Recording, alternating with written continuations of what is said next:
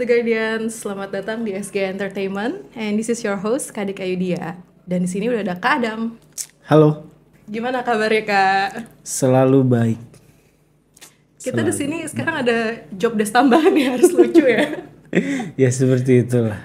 Iya seperti itulah. Jadi coba lawakan pertamanya. Aduh. Gak jadi deh. Gimana nih progresnya pencarian The Mother nih? Oke, untuk proses pencarian The Mother masih kita teliti sih. Cuman memang mengalami banyak perkembangan. Tapi karena penelitian terlalu luas, jadi kayak kita teliti pada aspek-aspek yang memang memungkinkan aja dulu sementara ini. Nah kakak kan mencari The Mother nih kayak ke ujung dunia gitu kan. Emang kalau kakak ketemu The Mother mau kakak apain? Gue cuman ingin mengucapkan satu kata aja sih. Why? Why, Mam? Why? Kenapa? Why? Ya kan karena dia kan kita di sini. Jadi kayak why gitu. Tapi kalau nggak ada dia, nggak ada keturunan ya kan? Iya sih, tapi better gue nggak ada sih daripada gue ada. Gitu ya. Iya gak sih? Beban hidupnya berat ya kayaknya. Iya. Better gak ada di situ. Semua orang pasti menjawab ya better nggak ada.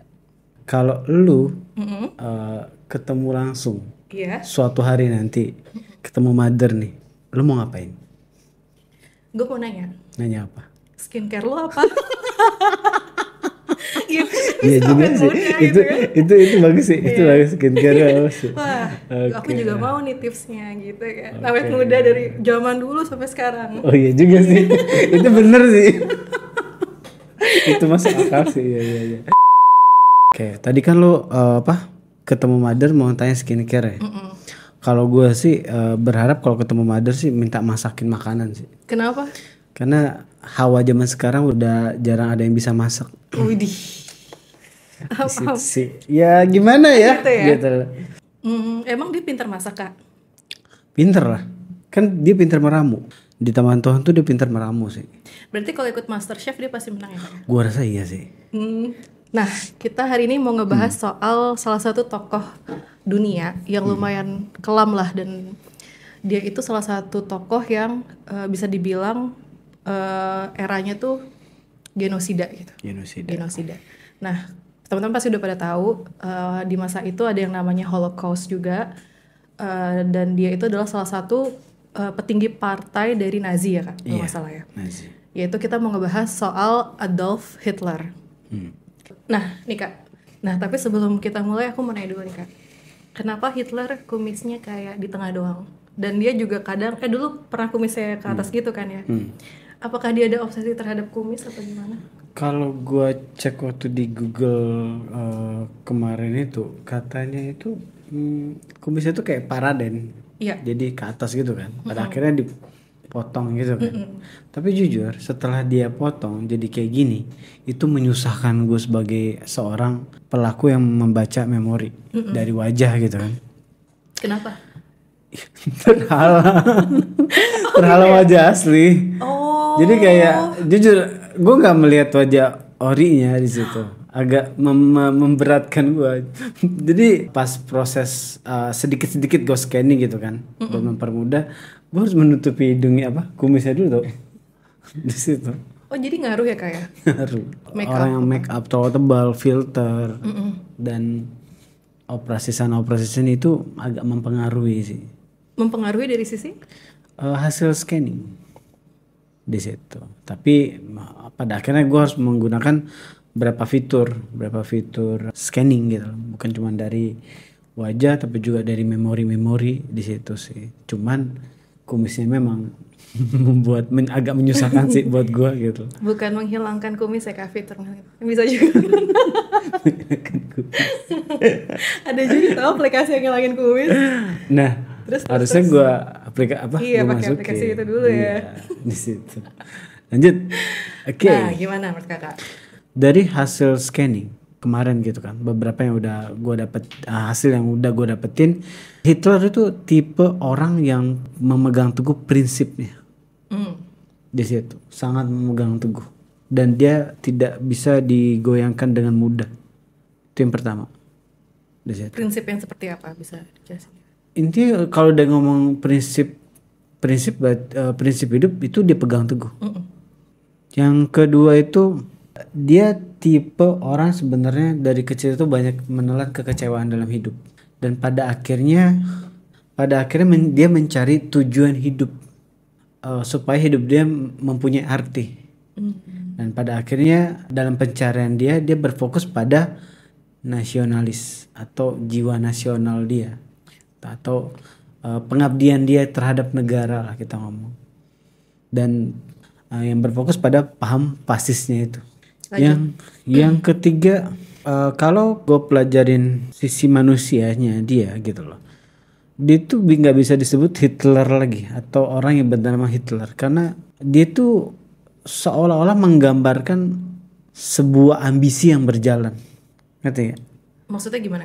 Maksud Kak Adam itu adalah ambisi yang berjalan adalah dia udah nggak mikirin diri dia mau jadi apa, mau seperti apa, mau ingin apa, udah agak meminggirkan itu. Yang dipikirkan hanya yang dia tuju itu atau tujuannya prinsipnya itu di situ. Tapi pada akhirnya ranah tersebut membawa dirinya ke sebuah ambisi tanpa memperdulikan baik itu dirinya dia, lingkungan dia, dan kebenaran itu sendiri di situ. Jadi buat Kak Adam pribadi, Hitler itu bukan manusia normal lagi, tapi ambisi yang berjalan udah. Yang keempat, dia tipe kalau orang yang menjaga kesehatan tubuhnya, tapi tidak menjaga kesehatan pikiran dia, baik itu secara otak maupun hati. Nah, jadi dia akan menjaga pola makannya dia dan apa yang dia konsumsi. Jadi di dalam dia berpikir untuk kerjaan dia terlalu over dan penuh dengan kewaspadaan. Kan di fasenya dia kan dia udah nggak tahu nih mana yang teman, mana yang lawan di posisinya dia kan. Karena banyak orang udah mau ngejahatin dia gitu loh.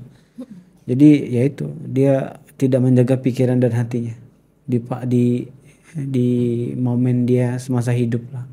Setelah dia ini ya jadi pemimpin. Berarti dia gelisah terus gitu maksudnya kayak? Ya, gelisah terus. Itu yang kadang merasain. Ditambah lagi ketidakpercayaan. Ya memang tuntutan sih. Ditambah lagi ketidakpercayaan dia terhadap para petinggi-petinggi yang sedang bekerja gitu. Dia tuh tipe orang yang udahlah gua yang ngambil keputusan itu gitu. Dia kayak nggak gampang percaya sama orang.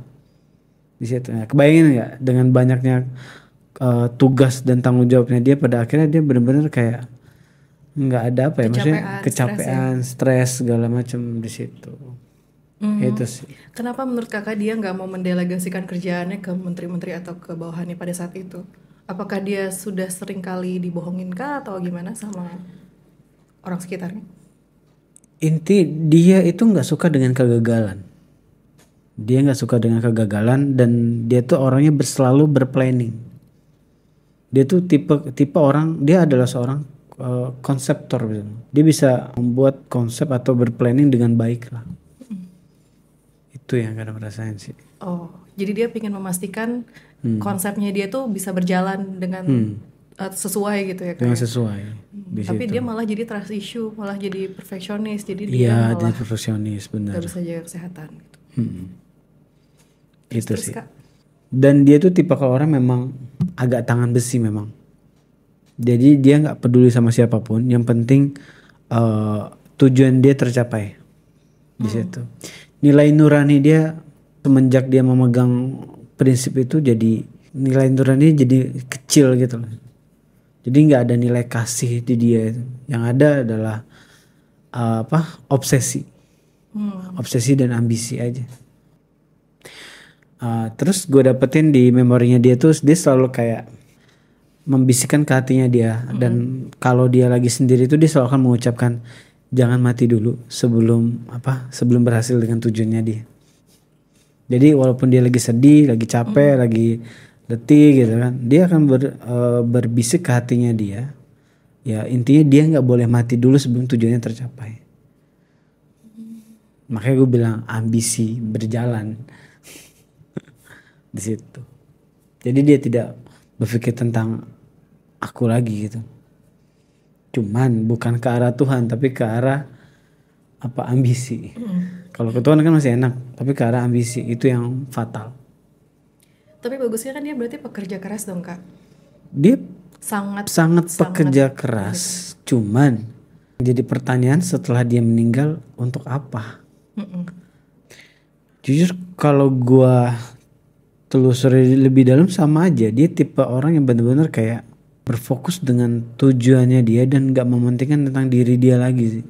Makanya di saat dia berpidato itu terlalu menggebu-gebu. Tapi itu emang sepenuh hatinya dia. Iya. Dan pada akhirnya energi hatinya itu membakar seluruh semangat pasukannya dia gitu.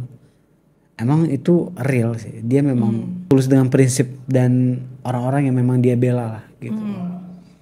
Iya. Itu sih. Apalagi di zaman itu kan posisinya Jerman lagi di kurang baik lah ya. Kurang Makanya baik. dia bercita-cita atau punya idealisme untuk memajukan Jerman lagi gitu. Iya. Karena perjanjian Perang Dunia I itu memang gak adil buat Jerman. Pada akhirnya dia ngerasa karena ketidakadilan itu dia membela rakyat atau negara Jerman untuk bangkit, untuk berpartisipasi, untuk melawan lagi lah, karena nggak adil perjanjiannya gitu. Di situ.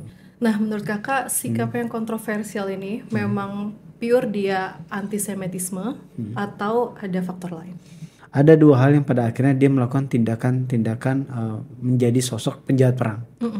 Yang pertama, pas gue baca memorinya, memang dia punya perasaan sinis ke orang-orang Yahudi waktu dia kecil, waktu dia remaja. Jadi setiap dia ngeliat ini Yahudi nih, ini Yahudi nih, jadi kayak kesel gitu loh. Itu yang kadang merasain sih gitu loh. Terus walaupun orang Yahudi itu baik sama dia tetap gak suka di situ. Di situ. Jadi kalau kadang merasa sih memang sejarah kelamnya dia waktu kecil. Itu yang hal pertama. Hal kedua, dia dibisikin sama energi The Monster.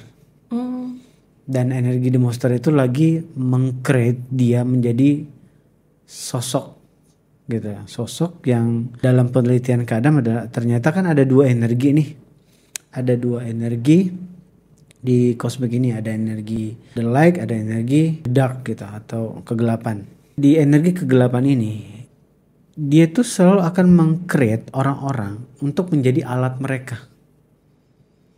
Di situ. Nah, Hitler itu lagi diproses untuk menjadi seorang, kita sebut manbon lah.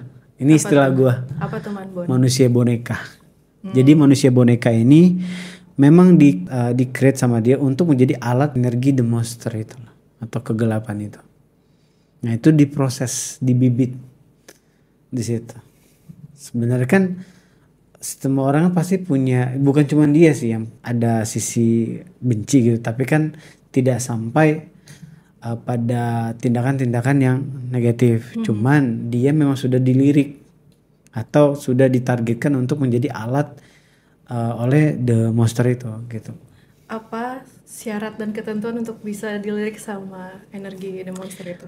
Nih, ini penelitian Kadam juga.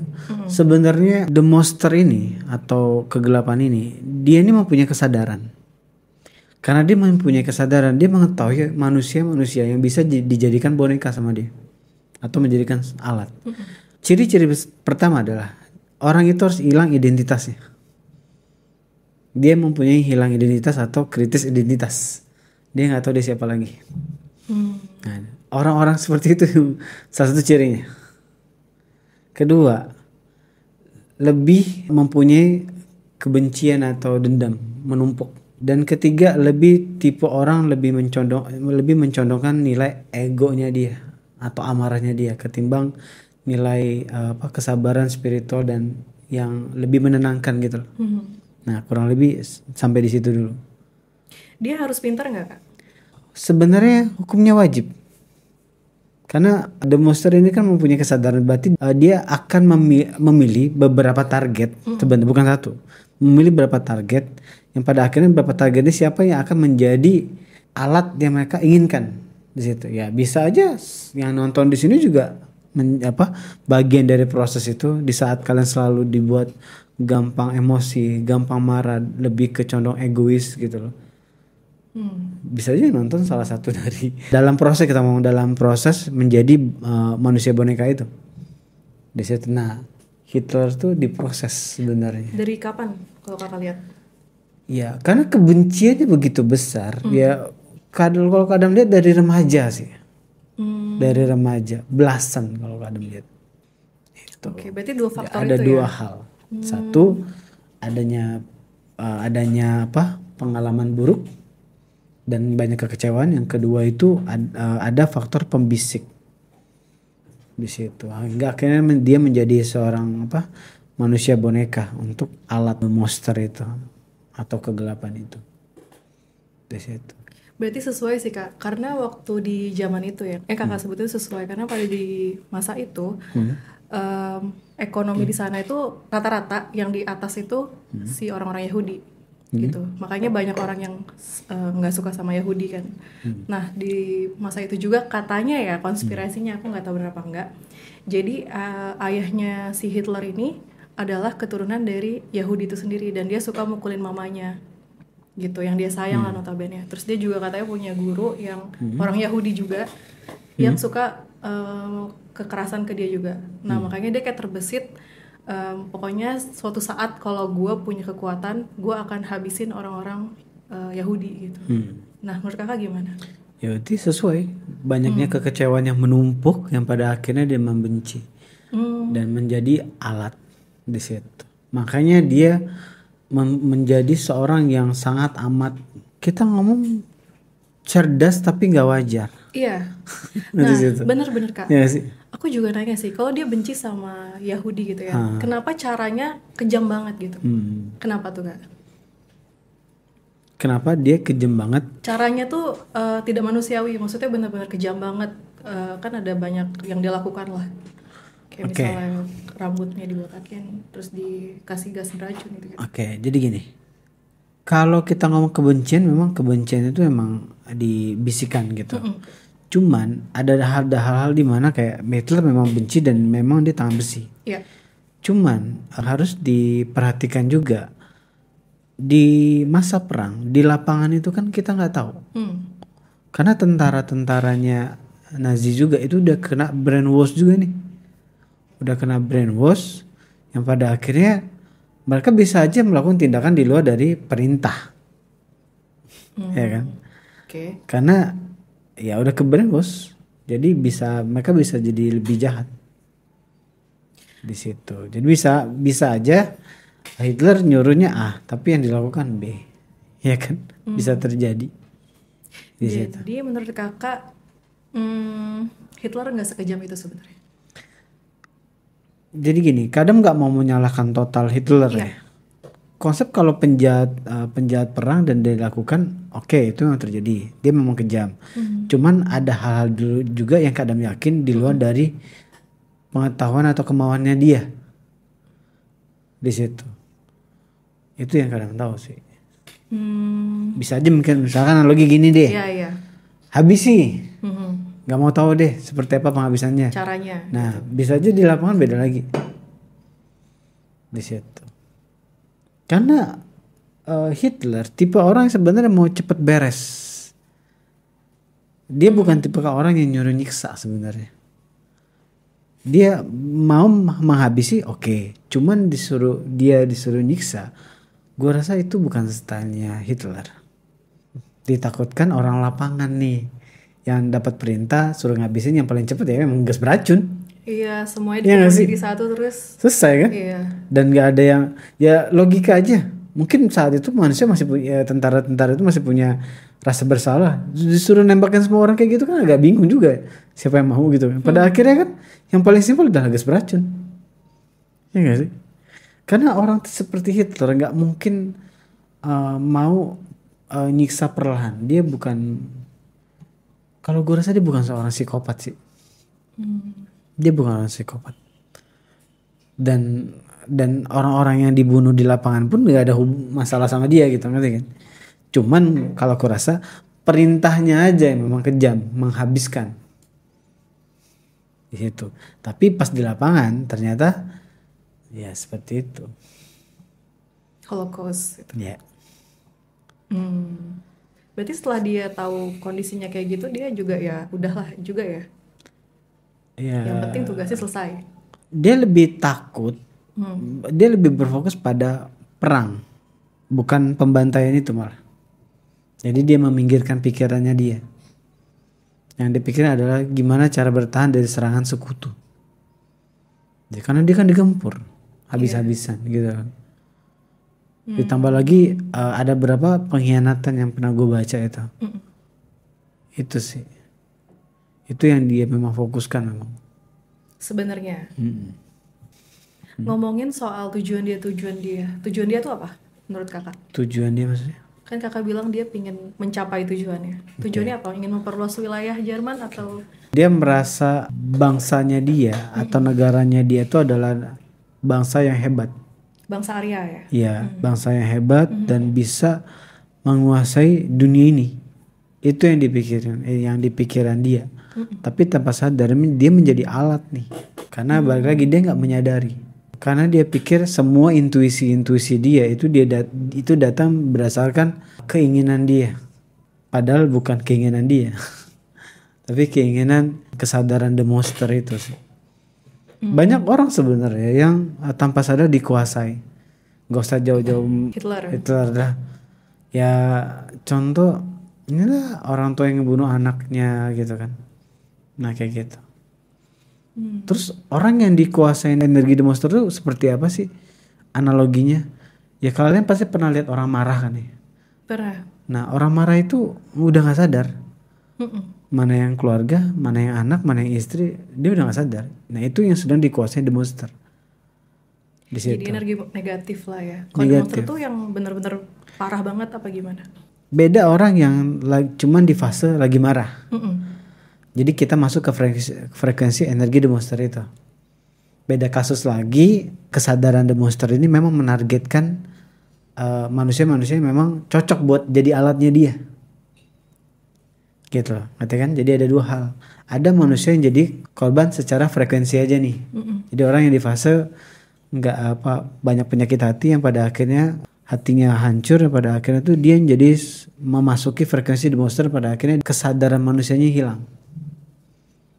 Tapi tetap ada penyesalan nanti di saat dia sudah kembali ke frekuensi stabil di situ. Nah, ada lagi jadi manusia bonekanya versi energi the monster itu. Itu beda lagi kasusnya. Kasusnya beda ya. Kayak Hitler, terus Satan juga kan kata kita sama ya. Iya. Jadi semua makhluk, hampir semuanya itu bisa dikuasai the monster. Makanya untuk mengalahkan energi the monster ini lawannya tuh adalah ya keseimbangan. Itu adalah percaya sama kekuatan cahaya atau iman tadi untuk mengimbanginya gitu. Di saat orang-orang yang lebih kuat iman itu gak akan gampang diserang energi the monster itu. Yang benar-benar iman ya, bukan iman KW nih. Nah kakak kan tadi ngomong kalau ada dua faktor ya. Satunya tuh faktor bisikan lah. Nah terus pernah nih ya ada yang bilang kalau Adolf Hitler itu dirasukin setan. Dan ada rumor juga kalau penaklukan Nazi di Eropa itu didukung oleh sebuah mukjizat gitu lah ya. Nah karena diyakininnya Hitler itu menganut okultisme dan ilmu hitam atau beberapa kali melakukan ritual magis. Menurut kakak gimana? Oke, kalau dibilang Hitler adalah seorang penganut okultisme, gue nggak yakin. Kenapa? Karena bukan stylenya dia yang di luar dari logika. Dia tuh orangnya logika banget. Mungkin dia mengetahui konsep okultisme, mungkin dia tahu. Cuman mengabdikan diri dia untuk ritual okultisme, gue rasa kurang. Enggak ya? Enggak. Tapi bisa aja para petinggi-petinggi yang berada di dekatnya dia, bisa aja di situ yang melakukan tindakan tersebut. Ya ibaratnya penasihat mereka dah yang ngasih referensi, kan bisa aja gitu. Tapi kalau Hitler sendiri, aku rasa agak nggak mungkin gitu loh, karena dia orang yang berlogika dan berambisi banget. Sedangkan kita ngomong okultisme tuh kayak gerak pelan, sedangkan dia tuh gerak cepet. Di situ.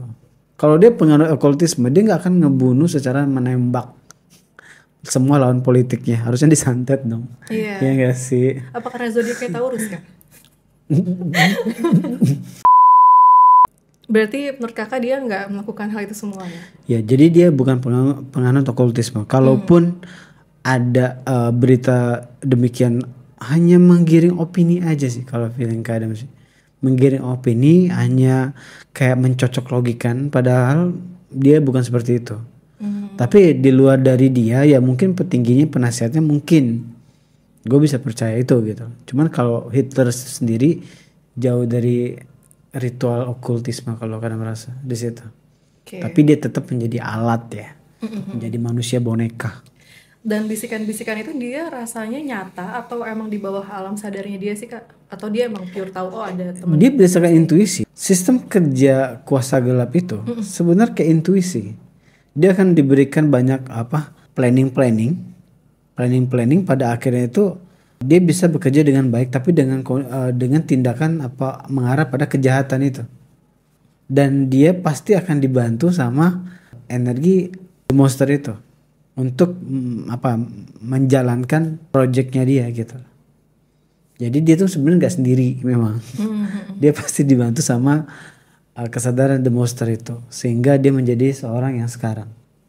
I see. Di situ. Berarti emang di bawah sadar ya. Soalnya dia juga nih kayak yang bilang konspirasinya, dia itu sering kayak menemui entitas tertentu lah untuk kekuasaannya dia.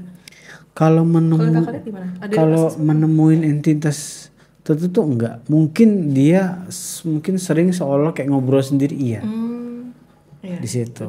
Tiba-tiba kayak apa gua hancurin aja ya, apa gua perangi aja ya. Jadi kayak ada obrolan yang pada akhirnya obrolan itu menjadi sebuah planning atau rencana. Rencana ini sebenarnya dari bisikan atau kisi-kisi dari the monster itu sebenarnya. Cuman karena dia nggak ngerti ya, dia pikir itu dirinya dia. Nah berarti kalau kakak lihat sendiri di sekitarnya ada entitas tertentu nggak? Ada, kuasa gelap itu. Jadi hanya kayak shadow hitam, cuman punya kesadaran.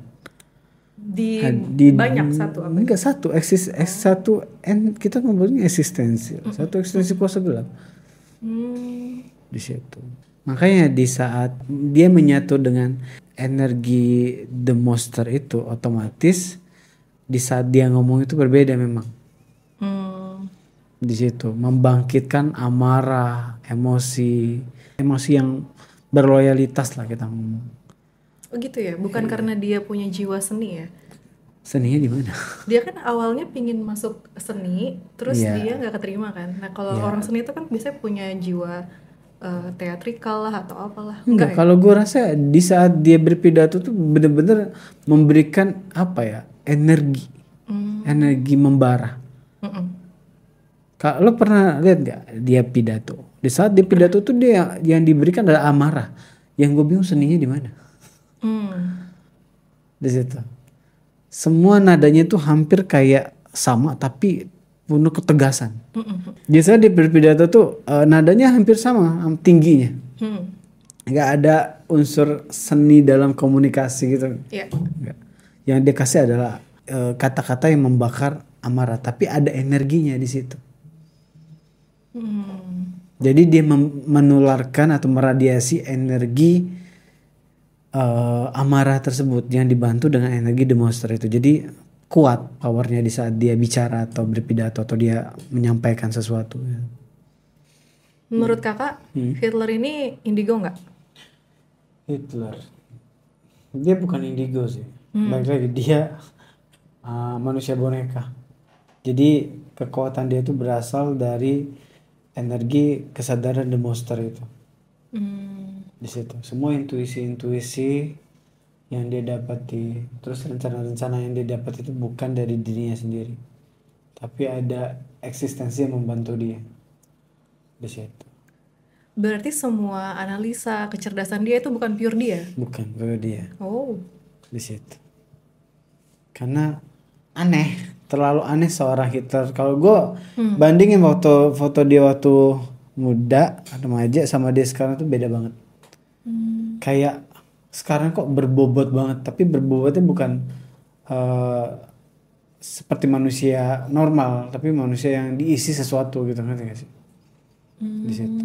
Di saat dia di kondisi dikuasai energi kuasa gelap itu, ya hidupnya dia nggak akan menikmati apapun. Yang dia pikirin adalah project dia aja.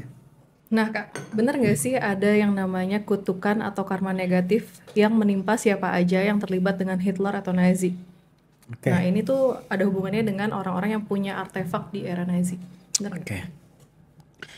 Kalau untuk para pelaku yang melakukan tindakan jahat pasti otomatis ada karma dong, Mm-mm. ya kan? Pasti ada karma. Itu satu. Kedua, kita ngomong benda-benda artefak dari waktu Peninggalannya peninggalan bangsa Nazi gitu. Iya. Otomatis setiap benda itu pasti mengandung residual memori atau memori energi di situ. Setiap benda. Nah, tambah lagi energi kejahatan itu kuat banget di benda tersebut. Otomatis residual memori energi ini yang begitu kuat pasti akan meradiasi manusia-manusia yang golongannya sensitif, yang lebih menggunakan pikiran hatinya ketimbang otaknya. Pasti akan keradiasi atau kedestrek tuh manusianya karena energi begitu kuat di situ. Apalagi manusia tersebut terlalu mempercayai sebuah benda-benda yang mengandung energi. Pasti pintu supranaturalnya lebih kebuka dan mereka lebih bisa masuk ke frekuensi itu. Oh malah yang ngebuka possibility untuk kena hal-hal negatif itu kita sendiri ya kalau kita Kita percaya sendiri, ya. kita sendiri. Nah, coba gini, di saat kita normal, lu nih misalnya normal, lu pasti nggak akan mikirin hantu. Iya. Coba kalau lu nonton film hantu, pasti yang lu pikirin hantu di kamar mandi, hantu di dapur, hantu di mana. Langsung jadi kayak aduh Iya gitu nggak sih? kan, Steve mau ngapain cuci muka Iya nggak langsung sih? melek gitu. Jadi Iya, benar. sebenarnya balik ke yang kita pikirkan, pikiran kita si device ini mengarahkan kita ke frekuensi mana? Ke Tuhan atau ke hantu? Berarti mungkin Hmm. karmanya itu kita dapetin kalau kita punya barang Nazi itu. Kalau dibilang karma nggak bisa. Nggak Lebih tepatnya adalah gangguan dari energi negatif itu. Oke. Dampak energi negatif di situ. Tapi balik lagi nggak semua orang pasti kena. Hanya kena untuk orang-orang yang berkategori menggunakan pikiran atau device hatinya ketimbang otaknya. Oke. Di situ. Karena device hati ini atau hati ini lebih sistem kerja tuh berdasarkan intuisi, frekuensi. Jadi cepet terkoneksi lah ke energi yang ada di dalam benda itu. Misalkan di senjata, di helm, di seragam, di tempat-tempat yang pernah terjadi perang ya. Di situ. Oke. Nah, lanjut Kak. Kalau kita lihat nih, kan ada lambang swastika di logonya Nazi. Nah, sementara lambang swastika itu kan sebenarnya cukup sangat sakral di beberapa kepercayaan kayak Hindu, Buddha, di Jepang juga dan banyak lagi lah yang lainnya. Menurut Kakak kenapa dia memilih lambang swastika ini? Apakah karena emang bagus gue pakai gitu atau karena dia ngerasa dia itu adalah keturunan Arya gitu atau keturunan murni? Menurut Kakak kenapa? Karena ya sebenarnya dengan adanya lambang swastika di Nazi ini itu dampaknya negatif banget. Kayak di beberapa negara kayak di Australia ya sama di Victoria itu mereka udah mulai kayak ngelarang lambang ini gitu. Gitu. Jadi kayak beberapa tokoh agama sempat kayak khawatir dengan penggunaan logo swastika di Nazi ini. Menurut Kakak kenapa dia menggunakan logo ini? Lebih ke mungkin ada hubungan dengan bangsa Arya itu sendiri karena simbol itu punya nilai tingkat spiritual yang tinggi. Ya. Nah, dan ini cocok buat logo mereka lah bisa dibilang. Cocok dengan idealismenya dia. Cocok lah dengan idealis dan pahamnya dia. Dia ngerasakan tinggi dan simbol itu artinya feeling gue sih tinggi banget. Iya, benar. Di situ. Jadi karena kecocokan aja. Bukan ada niat untuk menyelewengkan ya, bukan. Karena kecocokan dari paham. Logo ini lebihnya kecocokan dengan paham atau tujuan mereka.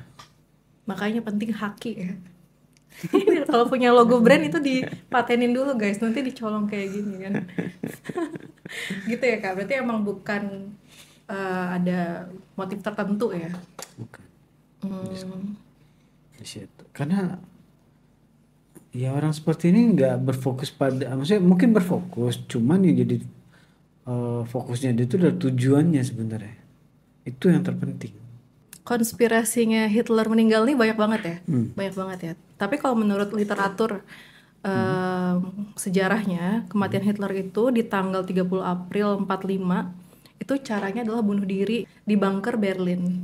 Nah, menurut kakak, dia beneran meninggal karena bunuh diri atau ada konspirasi yang bilang Hitler itu sebenarnya nggak meninggal beneran, tapi dia kabur ke Indonesia dan tepatnya tuh di Garut gitu. Jadi ada bukunya judulnya Garut Kota Illuminati. Nah, dia bilangnya sih kayak gitu. Oke. Yang menurut kakak gimana hasil memorinya?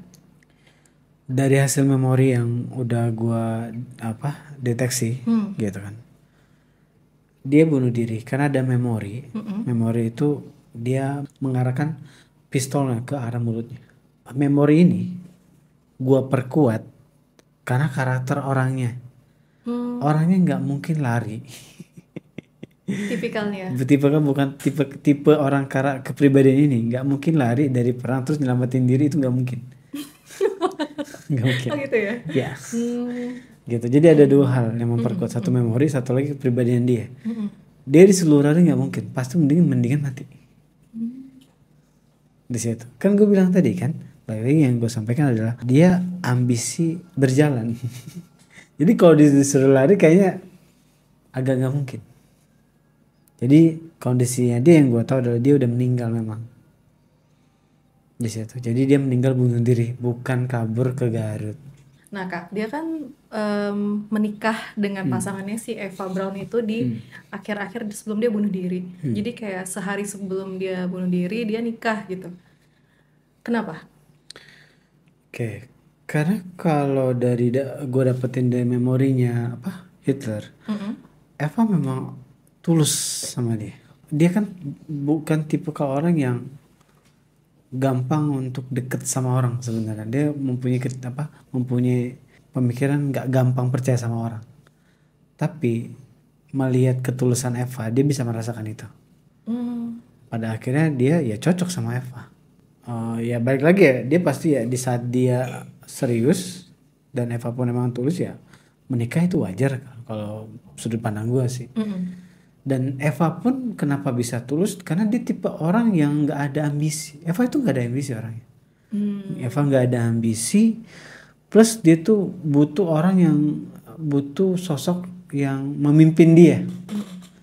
Jadi dia nggak bisa menjadi memimpin gitu, karena dia adalah orang yang harus dipimpin. Jadi dia pasti mencari sosok yang bisa memimpin dia. Ya Hitler ini yang dia cocok.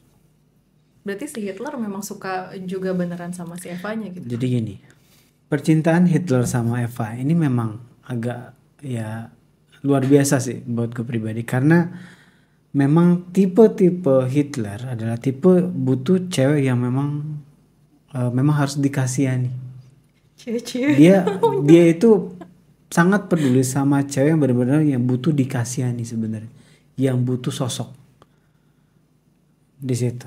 Dia suka Eva ada kepribadian itu. Eva adalah sosok wanita yang biasa tanpa ambisi dan butuh dikasihani. Nah, dan tipe Hitler merasa, wah ini tipe gue banget nih. Karena orang ini nggak berbahaya di sekitar gue, dia nggak ada ambisi dan dia ngikut apa kata gue. Ini kayak drakor ya? Ya iya. Dan pada akhirnya ya karena kenyamanan frekuensi yang saling melengkapi dan cocok ini, pada akhirnya mereka bisa berhubungan. Ngomongin soal hubungan ya kak. Ada yang bilang kalau misalnya habis berhubungan sama si Hitler ini, beberapa wanita itu lah, dia jadi kayak stres banget gitu. Nah ada juga yang di artikel ya, bilang di badannya si Eva itu ada luka-luka gitu. Nah menurut kakak dia punya kelainan seksual atau gimana? Kalau gue rasa sih pasti ada, karena balik lagi kan, kesadaran dia sebagian kan pasti dikuasain sama energi di booster itu. Jadi orang-orang di fase Hitler itu butuh sensasi dari ketegangan dia terhadap situasi kondisi. Kalau hanya just seks biasa, dia nggak akan bisa tenang tuh. Pasti dia butuh sensasi yang lebih, mungkin dengan cara kekerasan sedikit atau membuat ada tekanan yang pada akhirnya kayak merusak batin wanita, itu pasti ada gitu fetishnya. Di di situ supaya sensasinya di pikiran Hitler itu bisa apa ya, fokus dia terhadap perang dan kondisi itu bisa teralihkan ke situ, ngerti nggak? Kalau dia nggak ada sensasi yang luar biasa, hanya seks biasa, harusnya sih nggak akan teralihkan. Nah, tapi karena dia punya fetish yang agak lain, dan pada akhirnya dia bisa memikirkan kondisi perang itu dan berfokus di situ. Jadi salah satu doping dari stresnya dia berarti Ya, kelainannya. ya, cuman bukan harus dengan apa ya, bukan dengan seks bebas juga, tapi dengan fetishnya dia mungkin. Fetishnya apa? Ya, intinya mengeluarkan emosi gregetnya dia. Bisa mungkin bisa bicara dengan berkata kasar, mungkin dengan greget dengan fisiknya dia itu bisa di situ. Dia akan melampiaskannya di situ. Jadi aku nggak ngerti nama fetishnya apa, intinya dia akan melampiaskan amarah terpendamnya ke objek itu. Jadi bukan cuma just seks biasa di situ. Dia butuh sensasi. Berarti menurut kakak ada garis lurus antara beban hidup seseorang dengan fetisme? Iya, itu beberapa yang gue scan ya, beberapa raja-raja zaman dulu tuh emang iya sih. Beberapa raja-raja zaman dulu ya memang ada hubungannya di situ. Jadi karena tanggung jawabnya begitu besar, pada akhirnya butuh sensasi sih. Yang pada akhirnya supaya bisa kayak fokusnya menggeser gitu. Iya. Kalau seks biasa gue rasa nggak bisa menggeser fokusnya itu di situ. Si Hitler ini memang udah berencana untuk meninggal bersama sang istri atau dia nggak berencana?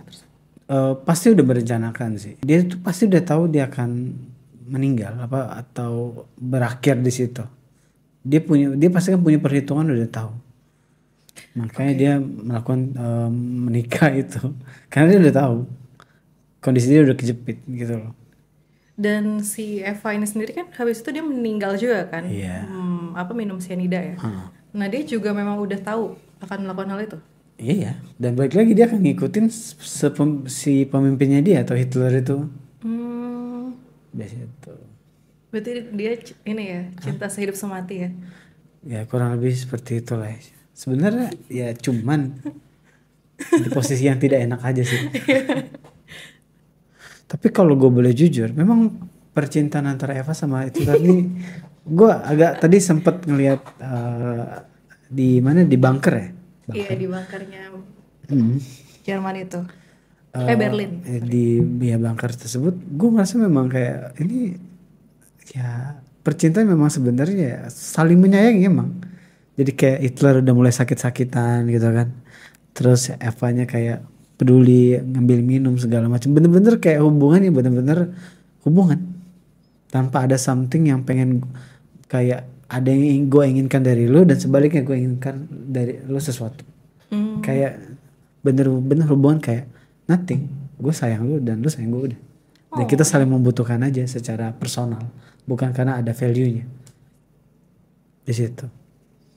Kalau di film-film mirip film apa kan? Jujur gue udah hampir 5 tahun gak nonton serius. Kakak habis nonton film hantu ya? Yang gue tonton itu sebenarnya film action, anime, sama action. Kalau lu tanya gue nonton percintaan, gue nggak akan tahu. Tapi kan di film biasanya ada sedikit percintaan ya. Ini film apa nih?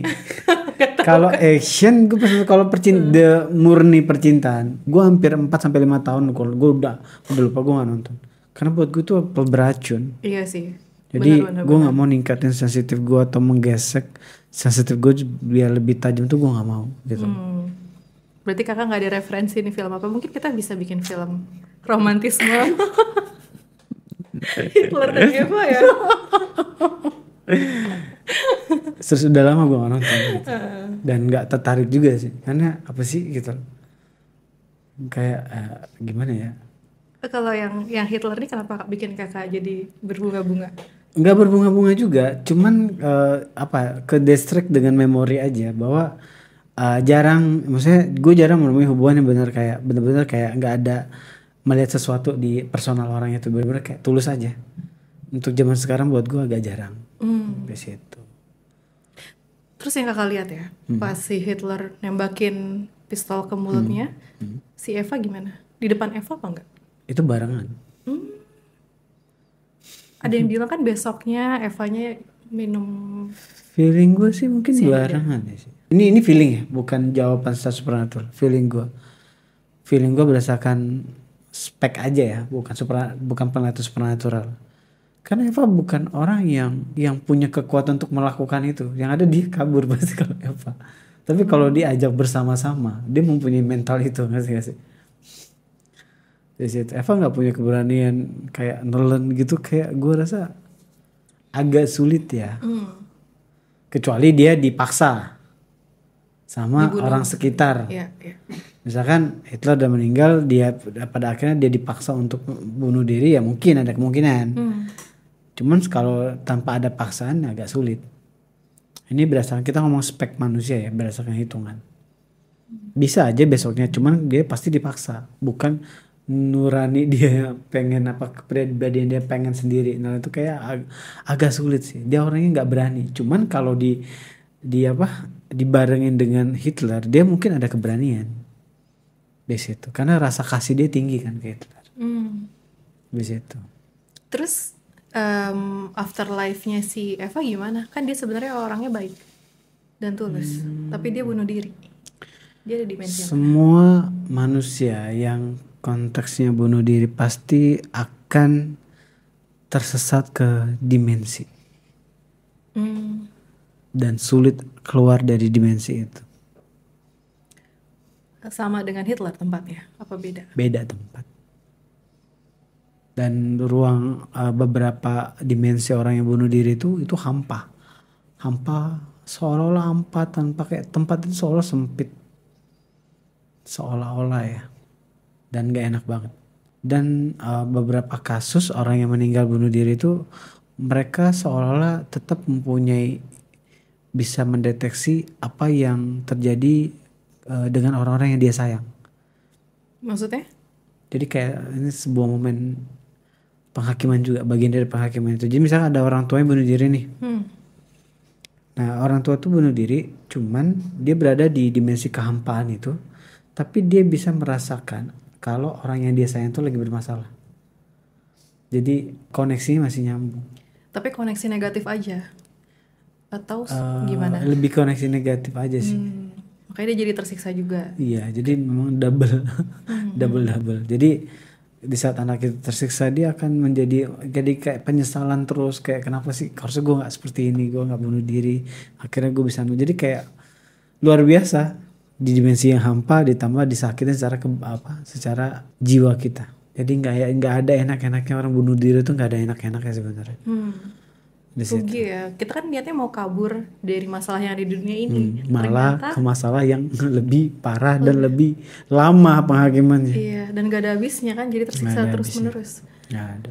Nah terus aku juga penasaran sama si Hitler yang kakak bilang diserap energinya sama powernya The Monster itu. Berarti The Monster itu adalah kumpulan dari beberapa orang yang diserap dong, apa gimana? Bukan kumpulan. Bahkan aku nggak tahu menghitungnya apa, intinya banyak di situ. Makanya di saat kita menjadi salah satu bagian dari manusia boneka, hasil kreasinya energi The Monster itu, ya udah. Setelah kita nggak ada, kita jadi bagian itu, gitu. Karena nggak mungkin dengan tumpukan kejahatan, tumpukan energi ini kita tiba-tiba masuk di kubu The Light, itu nggak mungkin, atau kubu cahaya itu nggak mungkin sih. Kalau misalnya kecuali ya kita cepat sadar dan cepat sadar dan akhirnya bertobat. Ada kemungkinan masih ada celah di situ. Tapi kalau meninggal sampai di titik itu tidak bertobat, ya agak sulit sih. Jarang banget sih, setahu gue ya, makhluk yang dikuasai The Monster itu susah untuk bertobat, setahu gue sih. Dia lebih memilih, ya dia kesadarannya udah kurang. Makhluk apapun masih enak, manusia dan jin itu masih bisa sadar, bisa pikir. Tapi kalau iblis udah susah. Di saat dia udah dikuasain the monster, otomatis kesadarannya itu udah dikuasai. Jadi agak susah untuk dalam kesadaran pribadinya dia. Gitu. Dan jin dan iblis itu agak beda. Jin itu istilahnya itu adalah terhukum, sedangkan iblis itu terkutuk. Jadi beda spek. Nah Kak, jadi ada kutipannya si Hitler. Dia bilang, bisa saja saya musnahkan semua Yahudi di dunia ini, tapi saya sisakan sedikit yang hidup agar kamu nantinya dapat mengetahui mengapa saya membunuh mereka. Menurut Kakak, kenapa dia bisa ngomong kayak gitu?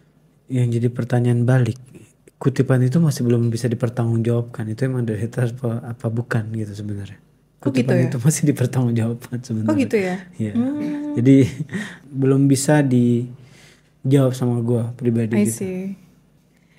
Jadi ini tuh cuman isu ya sebenarnya.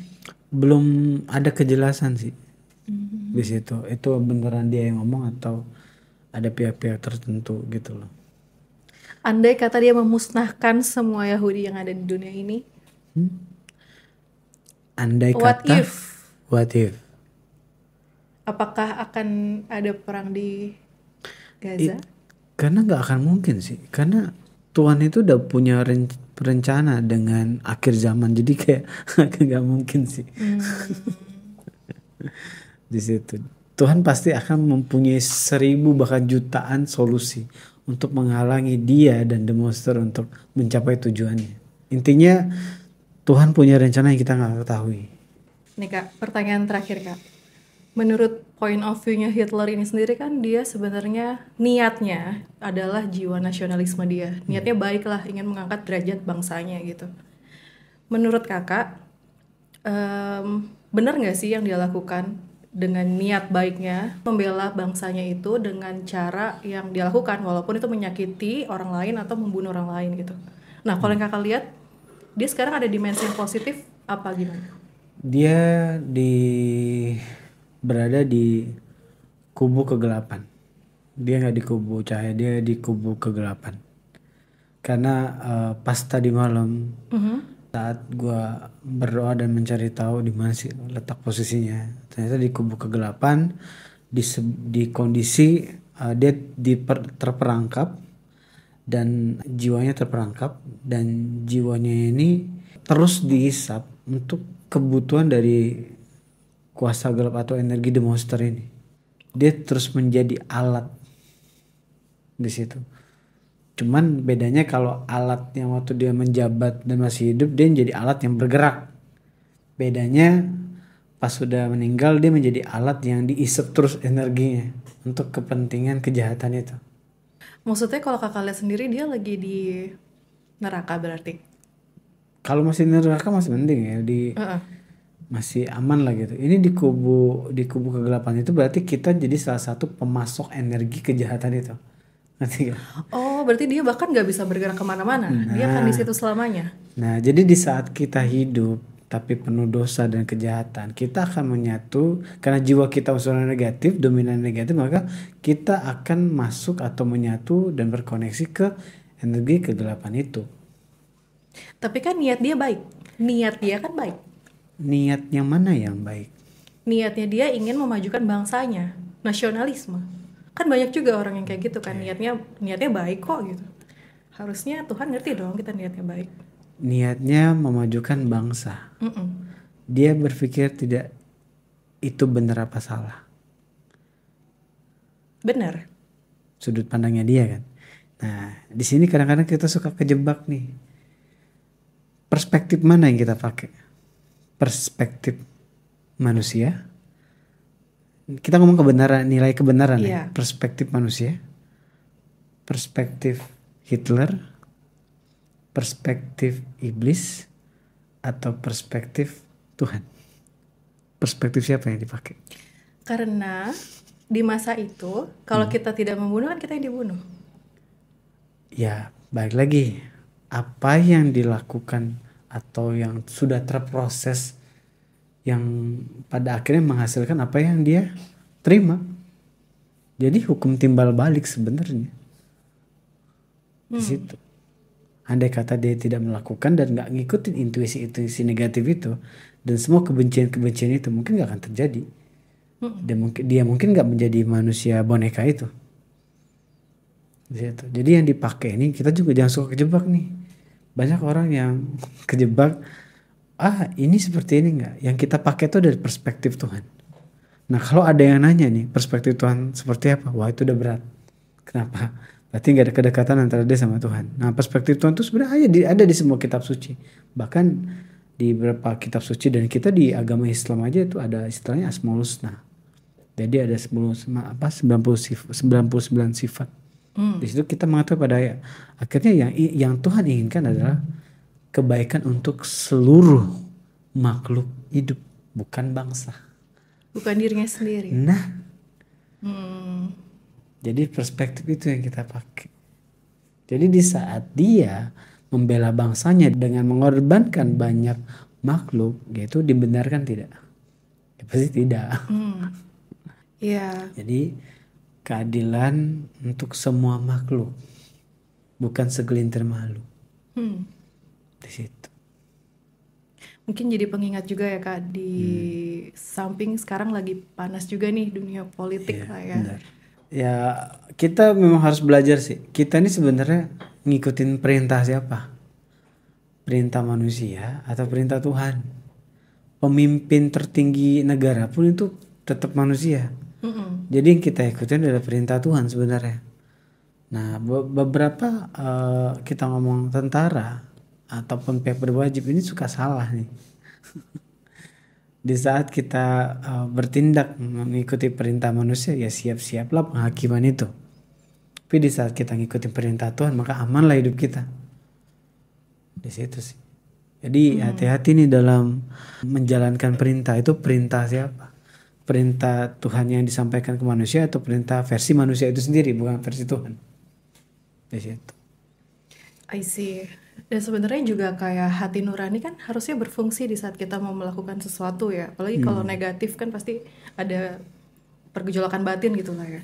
Iya. Nah kalau si Hitler ini sendiri dia karena ketutup ya Kak? Dia karena ketutup. Karena di saat dia mempunyai banyak dendam dengki dia dalam hatinya dia, otomatis dia sudah dia udah masuk ke frekuensi kegelapan itu, dan pada akhirnya yang ada hanya bisikan jahat. Oke. Gak ada lagi yang positif di situ. Di situ. Cuman yang ada adalah ya apa yang dia mau. Kak, tapi kan nggak adil ya kita cuma ngomongin negatifnya Hitler. Ada nggak sih nilai positifnya Hitler yang bisa kita ambil? Positifnya adalah ya pasti dia seorang pribadi yang bekerja keras. Itu positif banget, bekerja keras dan bertanggung jawab. Dia bertanggung jawab orangnya. Cuman pada tempat yang salah aja. Andai kata tempatnya benar itu akan lebih better gitu. Andai kata dia lebih seimbang aja sih. Dan dia gak seimbang kan. Dia bertanggung jawab. Dia bisa aja menjadi salah satu pemimpin ideal. Ya salah satunya yang kita punya gitu. Bapak proklamator kita gitu. Iya. Itu kan pemimpin ideal banget. Nah ini andai kata gak jadi boneka, dia menjadi pemimpin ideal juga. Berarti dia nasionalis banget dan dia bisa pasang badan untuk negaranya gitu ya sebenarnya. Dia rela berkorban. Dan dia tulus, tapi tulus pada tempat yang salah aja. Di situ. Makanya semua apapun itu kalau nggak dibarengin dengan nilai ketuhanan itu memang agak rawan sih. Iya. Di situ agak rawan. Kita tidak bisa menyeimbangkan itu baik atau tidak. Ya, jadi saran gue sih setiap aspek apapun baiknya diiringin dengan nilai ketuhanan lah. Buat penyeimbang. Di situ. Termasuk di saat kita berkata-kata di komentar atau berpikir, atau kita misalkan ada sebuah yang berkomentar seperti ini, berdogma seperti ini benar atau enggak ya gitu. Kita pikirin lagi dengan hati nurani kita nih. Jangan di saat dia menyampaikan sesuatu terus kita ya harus langsung yakini gitu. Iya. Nah, itu nggak boleh sebenarnya. Kita kritis, tapi kritis bukan kritis menghujat ya. Bukan kritis, kita pikirin ini benar gak sih? Di situ, di pemahaman kita di kitab suci, pemahaman kita di nurani gitu. Pokoknya di situ. Ingat pesan gue sih, di saat kalian bingung menilai sesuatu, jangan pakai perspektif manusia, jangan pakai perspektif makhluk lainnya, tapi perspektif Tuhan itu. Itu udah paling benar. Di situ, di saat kalian bingung menilai sesuatu itu benar atau tidak. Di situ. Misalkan ada pertikaian antara si Saddam sama Adam, Yeah. si Adam sama Saddam. Ya. Dua-duanya merasa perspektifnya benar dong. Ya enggak sih? Si Saddam mikir, perspektif gue benar nih, sudut pandangnya dia. Perspektif Adam juga rasa dia benar. Nah, di saat kalian berada di posisi ini adalah perspektif Tuhan yang dipakai. Di situ. Dan ingat, sifat Tuhan itu ada dua. Walaupun dia memaafkan, tapi pasti dia menghakimi. Iya. Di situ ingat, Tuhan itu maha menghakimi. Walaupun dia maha memaafkan, tapi dia maha menghakimi. Karena itu maha adil. Masa iya maafin terus gak mengadili? Kayaknya gak adil gak sih? Gak bijak gak sih? Iya. Di situ. Iya, benar. Jadi perspektif Tuhan adalah ya juga maha menghakimi. Jadi sebenarnya jadi Hitler ini rugi semua ya di dunia, dia nggak happy, dia tertekan, dia terus afterlife dia juga jadi tahanan kubu The Monster, ya nggak sih? Iya. Nah, tapi akhirnya beliau adalah sosok yang kita jadikan pelajaran hidup kan, bahwa jangan sampai kita hilang atau kritis identitas. Itu udah kacau sih. Di saat kita nggak tahu kita itu siapa, kita untuk apa, wah itu awal-awal masalah. Takutnya kita nggak lulus di situ. Kita di saat kita menemukan kritis identitas ataupun hilang identitas, better kita balik ke Tuhan kita. Solusinya itu balik ke Tuhan kita. Caranya? Bahwa, ya hanya memberikan penekanan di hati kita bahwa ya kita adalah manusia yang diciptakan oleh Tuhan. Dan bertanggung jawab untuk memelihara yang ada di bumi ini. Udah memelihara berarti menjaga. Balik ke dasar itu. Bila mana kalian hilang identitas. Jadi di saat kalian hilang identitas, ya balik ke dasarnya adalah kalian adalah manusia yang diciptakan oleh Tuhan Yang Maha Esa untuk memelihara apa yang ada di bumi ini. Di situ. Itu sih. Oke, udah. Itu udah cukup ya. Baiklah, kalau seperti itu kita akhiri aja konten kali ini. Hitler dan penerus Hitler. Enggak. Terima kasih kakak. Penerus Eva. Oke. Untung bukan The Mother ya. Ya Eva juga keturunan The Mother. Kenapa? Karena sama-sama perempuan. Mungkin. Berarti kakak feminis. Makasih yang udah nonton. Pokoknya kasih komentar mungkin ya. Kalau misalnya teman-teman ada ide kita mau konten tentang apa atau ada masukan mungkin untuk pengembangan YouTube SGN, boleh banget email dan komen di bawah. Bila mana kalian ada ingin ikut berpartisipasi dengan karya kalian pun boleh kirim penawaran kalian di SGN. Dan ada link tree juga yang akan kita bikin. Oke, terima kasih yang udah nonton. Bye.